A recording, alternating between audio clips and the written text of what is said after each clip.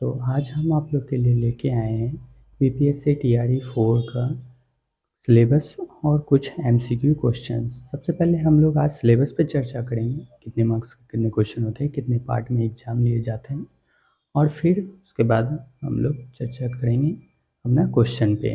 आज MCQ general science का लेके आए हैं खास आप लोग के कमेंट पे। चलिए आइए शुरुआत करते हैं वीडियो का। तो चलिए दोस्तों स्टार्ट करते हैं बीपीएससी टीआरई 4 का जनरल पेपर। सबसे पहले हम इसमें सिलेबस की बात करेंगे, तो आपको सबसे पहले सिलेबस बता देते हैं। देखिए टोटल 150 क्वेश्चन आने वाला है, 150 मार्क्स का रहेगा। भाषा पेपर जो है वो आपका 30 मार्क्स का रहने वाला, 8 मार्क्स इंग्लिश से रहेगा और बाकी 22 मार्क्स हिंदी से। ये आपका क्वालिफाइंग पेपर है, कम से कम मिनिमम आपको 9 नंबर लाना होगा, तभी आप इसमें पास करेंगे। इसमें पास होंगे तभी आप आगे कॉपी चेक होगा तो आप उधर पास हुए तो पास ही, अगर इसमें फेल हो गए तो फेल, डिजिट नहीं बनी। पार्ट 2 में है 40 नंबर का क्वेश्चन, ठीक, 40 क्वेश्चन 40 मार्क्स का। मैथ से 8 क्वेश्चन 8 नंबर का, साइंस से 8 क्वेश्चन 8 नंबर का, सॉरी माफ़ कीजिएगा यहाँ पे क्या होगा, करंट अफेयर से 8 क्वेश्चन 8 मार्क्स का, इतिहास से 8 क्वेश्चन 8 मार्क्स, भूगोल से 8 क्वेश्चन 8 मार्क्स का। ठीक, ये आपका पार्ट 2 हो गया। अब ये है पार्ट 3। देखिए पार्ट 3 आपका मेन पेपर होगा, इसमें 80 क्वेश्चन 80 नंबर का होगा। मेन पेपर है, जैसे आप मैथ लिए तो उसमें 80 क्वेश्चन मिलेगा, 80 नंबर का रहेगा। आप साइंस लिए तो 80 क्वेश्चन रहेगा, 80 नंबर का रहेगा। अगर आप सोशल साइंस लेते हैं तो 80 क्वेश्चन रहेगा, 80 नंबर का। लेकिन इसमें थोड़ा अलग है, हिस्ट्री फिक्स है, बाकी उसके भूगोल रहेगा, अर्थशास्त्र या राजनीतिक शास्त्र, इस सब में से 40-40 क्वेश्चन रहेगा। भूगोल प्लस अर्थशास्त्र राजनीतिक शास्त्र सब मिला के आपका 80 क्वेश्चन आएगा। तो देखिए पेपर आपका एक ही होने वाला है, बस वो 3 पार्ट में डिवाइड होगा। फर्स्ट पार्ट क्वालिफाइंग है, 30 नंबर में कम से कम 9 नंबर आपको लाना होगा। पार्ट 2 और पार्ट 3 आपका नंबर उठाने वाला पेपर है। इसमें अगर आप नंबर बनाइएगा तभी आपका रैंक बनेगा, और अच्छा रैंक लाइएगा तो आप सेलेक्ट होंगे। तो यही था सिलेबस, पूरा सिलेबस हम बता दिए, आपको समझ में आ गया। जिसको नहीं समझ में आया वीडियो को पॉज कर लेंगे, आराम से एक एक करके पढ़ लेंगे। मैं स्क्रीन क्लियर कर देता हूँ ताकि आप लोग आराम से पढ़ सकें, और पढ़ने के बाद फिर हम स्टार्ट करेंगे आपका जनरल साइंस का पेपर, जो आज 10 क्वेश्चन होने वाला है, 10 मार्क्स का रहेगा। आप लोग को कमेंट में आंसर करना है और लास्ट में अपना स्कोर बताना है कि 10 आउट ऑफ कितना लाए हैं आप लोग। चलिए दोस्तों शुरुआत करते हैं।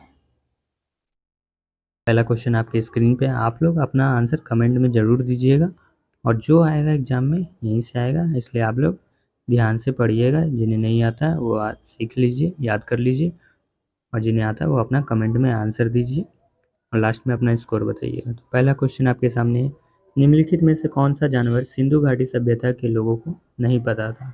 ऑप्शन है बैल, हाथी, घोड़ा, उपयुक्त में से कोई नहीं। तो इसका सही आंसर है बी, घोड़ा। माना जाता है कि पहले सैंधव लोग जो सिंधु घाटी के आसपास लोग रहते थे उनको सैंधव के नाम से जाना जाता है, तो सैंधव लोग को पहले घोड़ा के बारे में नहीं पता था।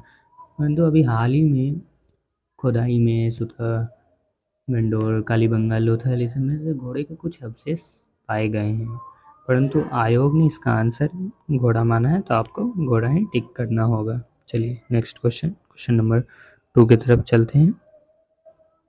प्रारंभिक वैदिक काल के दौरान कौन सा शहर प्राचीन मगध साम्राज्य की राजधानी के रूप में कार्य करता था? तो इसका ऑप्शन है ए राजगीर, बी चंपा, सी वैशाली, डी पाटलिपुत्र। तो इसका आंसर ये होगा राजगीर है, और ये कुछ जानकारी इनके बारे में जुटाते हैं।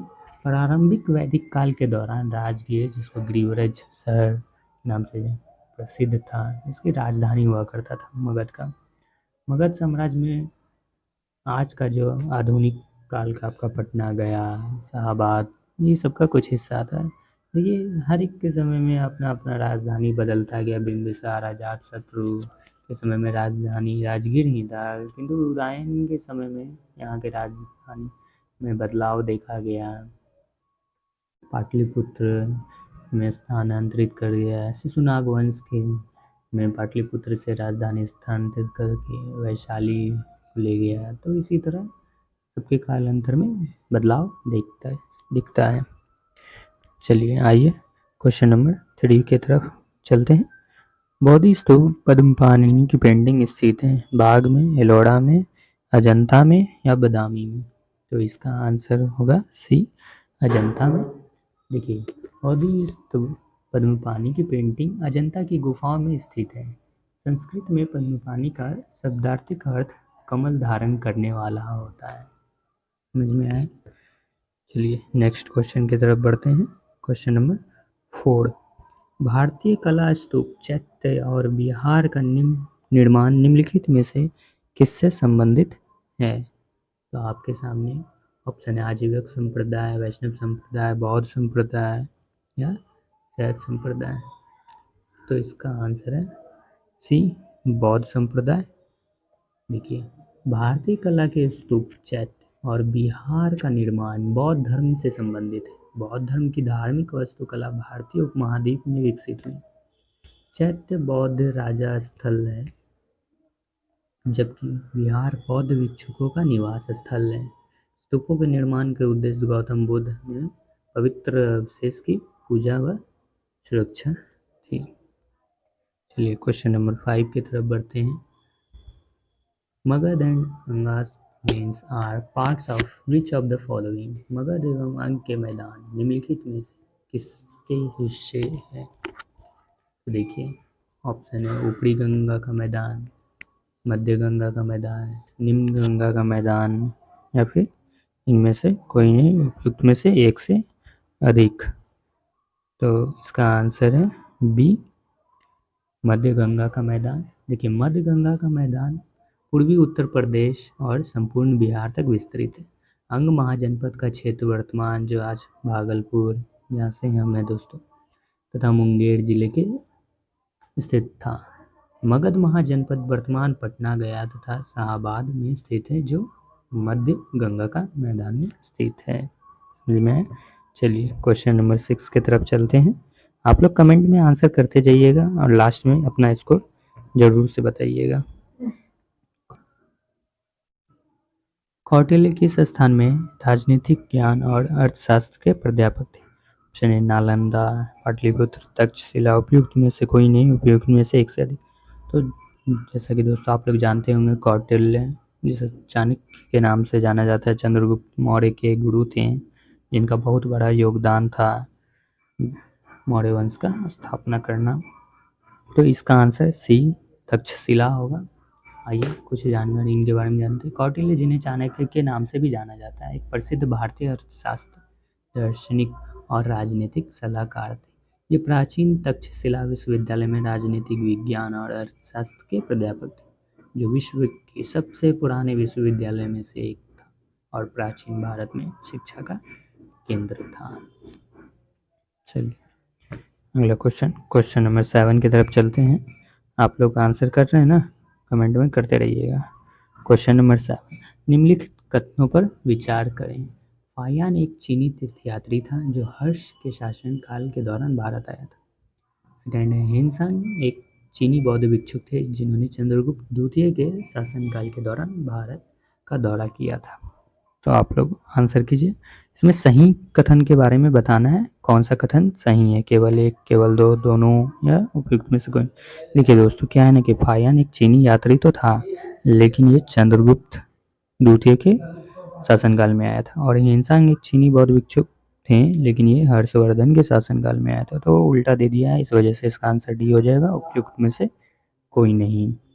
तो आइए जानते हैं, फाहियान एक चीनी बौद्ध तीर्थयात्री था जो चंद्रगुप्त द्वितीय के शासनकाल के दौरान भारत आया था। पाटलिपुत्र शहर में फाहियान ने लगभग 3 साल संस्कृत का अध्ययन किया। देखिए दोस्तों, विदेशी आके यहाँ संस्कृत पढ़ रहे थे और आज हम लोग शिक्षा में कितना पीछे हैं, बताइए।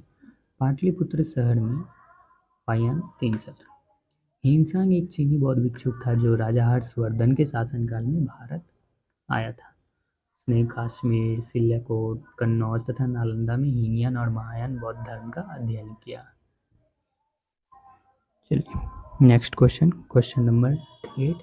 चीनी स्रोतों के अनुसार श्रीलंका के शासक मेघवर्मन ने गया में बौद्ध मंदिर बनवाने की अनुमति के लिए निम्नलिखित में से किस गुप्त राजा के पास एक मिशनरी भेजा था? तो आपके ऑप्शन है चंद्रगुप्त प्रथम, चंद्रगुप्त द्वितीय, समुद्रगुप्त। इनमें से कोई नहीं। इसका सही आंसर है समुद्रगुप्त, बी। देखिए, चीनी स्रोतों के अनुसार श्रीलंका के शासक मेघवर्मन ने गया में बौद्ध मंदिर बनवाने की अनुमति के लिए गुप्त शासक समुद्रगुप्त के पास एक मिशनरी भेजा था। चलिए नेक्स्ट क्वेश्चन, क्वेश्चन नंबर 9। खीर भवानी मेला आयोजित किया जाता है पंजाब में, राजस्थान में, जम्मू कश्मीर में। उपयुक्त में से एक से अधिक, उपयुक्त में से कोई नहीं। तो इसका आंसर है सी, जम्मू कश्मीर में। देखिए दोस्तों, खीर भवानी मेला प्रतिवर्ष हर एक साल ज्येष्ठ अष्टमी को जम्मू कश्मीर में मनाया जाता है। यह कश्मीरी हिंदू के सबसे प्रमुख धार्मिक उत्सव में से एक है। ठीक, चलिए नेक्स्ट क्वेश्चन की तरफ चलते हैं, क्वेश्चन नंबर 10। और ये आप लोग का लास्ट क्वेश्चन है आज का। इसके बाद हम दूसरे दिन पार्ट 2 लाएंगे, इसके बारे में चर्चा करेंगे। राजनीतिक की प्रारंभिक पुस्तक नीति सार किसके द्वारा लिखी गई है? ऑप्शन है कौटिल्य, चरक, कामनंद। इनमें से कोई नहीं। तो देखिए इसका आंसर है बी, कामनंद। देखिए, राजनीति की प्रारंभिक पुस्तक नीति शास्त्र के लेखक कामनंद है। यह पुस्तक कौटिल्य के अर्थशास्त्र पर आधारित है। इनमें प्राचीन भारत के राजनीतिक, कूटनीति और राजकीय परिदृश्य का वर्णन किया गया है। यह पुस्तक गुप्त काल में लिखी गई थी। चलिए दोस्तों, तो आज का हमारा सेशन यहाँ पे कंप्लीट होता है। आप लोग अपना स्कोर कमेंट में बताइए, कितने सही हुए, कितने गलत। इसके बाद हम आपके लिए पार्ट 2 जल्द ही लेके आ रहे हैं। हाँ, जितना जल्दी हो सके। देखिए दोस्तों, जो आएगा वो यहीं से आएगा। आप लोग एकदम मन लगा के पढ़िए, आपके पास अभी टाइम है। और हम डेली इसी तरह क्वेश्चन लाते रहेंगे आप लोग के लिए, बेस्ट 10 क्वेश्चन पर डे, और आप लोग तैयारी को मजबूत करेंगे। तो आज के लिए यहीं पे दोस्तों, मिलते हैं नेक्स्ट वीडियो में। धन्यवाद।